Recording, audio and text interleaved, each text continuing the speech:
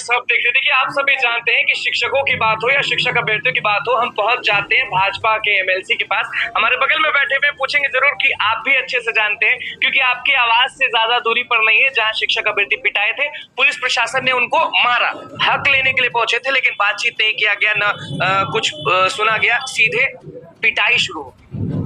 ये दुर्भाग्यपूर्ण घटना है, ऐसा नहीं होना चाहिए।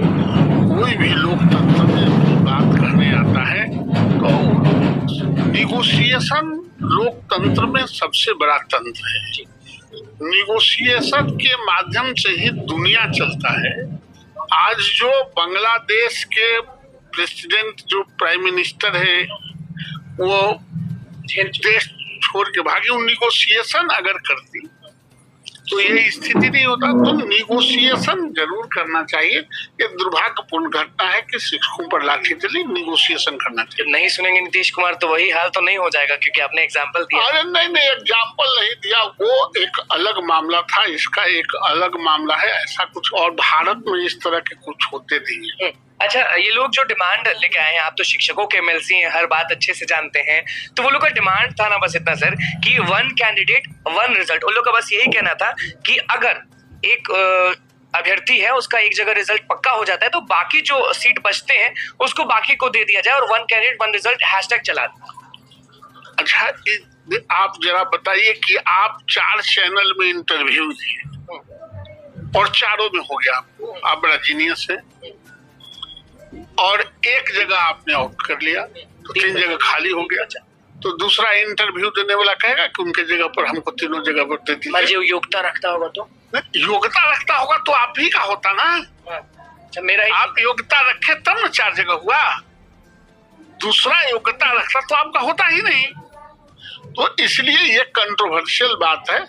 और ये जो सिस्टम है, सिस्टम के बियॉन्ड कोई नहीं जा सकता है। सिस्टम के अंदर ही कोई काम कर सकता है। रिजल्ट में देरी हो रही है, सब लोग इल्जाम लगा रहे हैं ना कि बेल्ट्रॉन ऑफिस, ये भी आप ही के आवाज के बगल में लोग बोलते हैं कि उसका छवि अच्छा नहीं है, तो एमआर शीट हो सकता है कि आजकल में आ जाए, लेकिन शिक्षक अभ्यर्थियों को कंफ्यूजन है कि क्या चेकिंग सही से किया जाएगा कि नहीं किया जाएगा। अब शंका से दुनिया नहीं चलता है। आप सब पर शंका कीजिएगा तो आप ही एग्जाम नहीं रहिएगा, आप ही एग्जामिनर थोड़े हो जाइएगा। कोई एग्जामिनर होगा ना।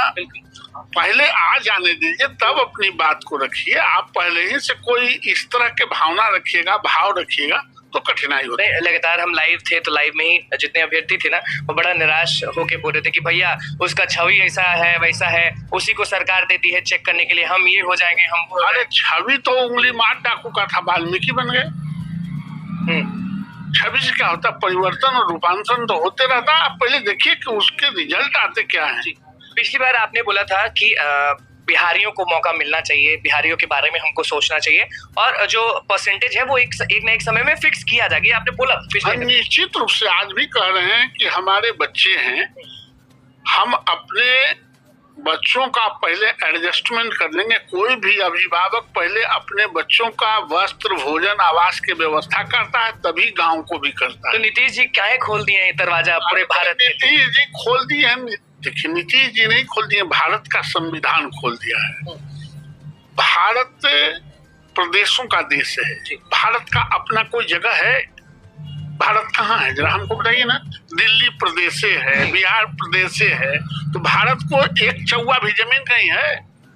भारत तो यही तमाम प्रदेश मिला के भारत होते हैं और भारत के संविधान चल रहा है। आसपास के राज्य क्यों नहीं समझते हैं कि हम लोग को भी पूरा दे? वो तो परसेंटेज बांटे हुए 10%। अब अगल बगल के राज्य जो करेगा वही बिहार भी करेगा। ये आपके बिहार के कितने लोग बाहर में कभी सोचे हैं? कोई प्रदेश में आप जाइए, किसी प्रदेश में, मैं तो नॉर्थ ईस्ट में गया तो बिहारियों के जमात मिले। अच्छा, तो आप मजदूर मिले कि पैसा कमाने? पैसा कमाने वाले भी मिले, मजदूर भी मिले। एक भ्रम हटा दीजिए कि बिहार के लोग सिर्फ मजदूरी करने जाते हैं। बिहार के लोग बड़े बड़े पदों पर हैं, उनको भी काउंट कीजिए, पांचों उंगली बराबर नहीं है। उसी तरह हमारे राज्य से जाने वाले सब बराबर नहीं है, छोटा भी काम करते हैं और बड़ा से बड़ा भी काम करते हैं। अच्छा, डोमिसाइल पर ये जब भी बात उठाते हैं ना हम लोग या फिर कोई भी लोग, तो लोग बोलते हैं कि तेजस्वी यादव थे तभी ना हटवाए, तेजस्वी यादव थे तभी ना हटवाए। क्या सही बात है कि उस दिन बाहर के लोग नहीं आए थे क्या?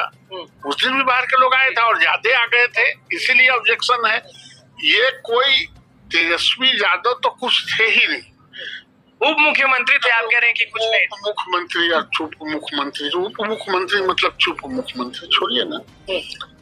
इसलिए जो सिस्टम है, सिस्टम अपना काम करे। अच्छा, बीपीएससी ऑफिस तो चलिए एक एग्जाम लेती है, लोगों को जाती है। शिक्षा विभाग आपके हिसाब से कितना एक्टिव है? ये शिक्षक अभ्यर्थियों में हो गया या फिर स्कूलों को लेके हो गया? ट्रांसफर वाला पे तो लगातार आप वायरल रहते थे, सदन में एकदम चिल्लाते थे। तो शिक्षा विभाग जो एसीएस ऐसेदार थे वो अपना काम कर रहे हैं ना सही से? ऐसा तो नहीं कि शिक्षक अभ्यर्थियों को फिर से उल्लू बना दिया जाएगा? नहीं, किसी को कोई उल्लू नहीं बनाया जाएगा। सरकार का भी नजर है और हम लोगों का भी नजर है।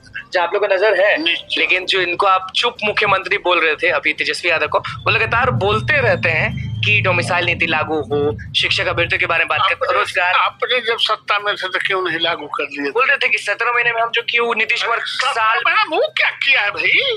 वो कुछ नहीं किया है, जो किया है सरकार के नीतीश कुमार किए हैं, इसलिए भ्रम में नहीं रहना चाहिए। ये भी इल्जाम लगाते हैं, विधायक है कुमार सर्वजीत नाम है, वो इल्जाम लगाए हैं कि सब चीज बहुत बढ़िया से हो गया था, जातीय जनगणना बहुत अच्छे से हो गया था, लेकिन भाजपा के लोग हैं जो हाई कोर्ट चले गए और सारा मामला फंस गया। भाजपा के लोग तो समर्थन दे रहे थे। ये सब ऐसे ही अपना, चूंकि लोगों को कोई काम करना नहीं है, जनता के सवालों पर जूझना नहीं है, इसलिए इसी तरह का सगुफा छोड़। आपके हिसाब से सबसे बड़ा मुद्दा क्या होगा? विधानसभा चुनाव भी है और अभी लगातार आप शिक्षकों के एमएलसी हैं, तो आपके हिसाब से शिक्षकों को कहाँ सबसे ज्यादा दिक्कत हो रहा है? शिक्षकों को कहीं दिक्कत नहीं, शिक्षकों को जो दिक्कत हो रहा है उसके सरकार निराकरण कर रही है, कमिट की है सदन में। कल जेडीयू की तरफ से ट्वीट कर दिया गया था गलती से, फिर डिलीट कर दिया गया। 35% आरक्षण दिया जाएगा महिलाओं को, 50 नहीं 35 लिख दिया गया था। उसके बाद जब ध्यान गया तो हड़बड़ी में डिलीट किया गया। तो अब हम लोग क्या माने? 35 माने, 50 माने, 70 माने? अरे किसी के ट्वीट कर देने से कोई कानून नहीं न बनता है। जो भारत में बार बार अब जेडीयू करे या आरजेडी करे या भाजपा करे, व्यक्तिगत बातों को ट्वीट करने का आप जो सिस्टम के बियॉन्ड नहीं जा सकते। मैं बार बार कहता हूँ, जो सिस्टम है और जो भारत का संविधान है और जो कानून है, उसके बियॉन्ड किसी को जाति का अधिकार नहीं है, किसी को भी नहीं। कोई हो तो आरक्षण 85% माने ना महिलाओं का। अब जितना है उतना प्रतिशत मिलेगा ही। बिल्कुल। देखिए, हमारे साथ भाजपा एमएलसी मौजूद थे और किस तरह से बताए, समझाए 1 कैंडिडेट 1 रिजल्ट के बारे में और बेल्ट्रॉन ऑफिस के बारे में। बोले कि देखिए अभी कुछ हुआ नहीं ना है, पहले ही सोचिएगा तो गड़बड़ा जाएगा मामला। और तो दोस्तों, आपने सुना भाजपा एमएलसी ने क्या कुछ बातें बताई हैं इस वीडियो में। उन्होंने 1 कैंडिडेट 1 रिजल्ट पर भी बात की, साथ ही उन्होंने डोमिसाइल पर भी बात की।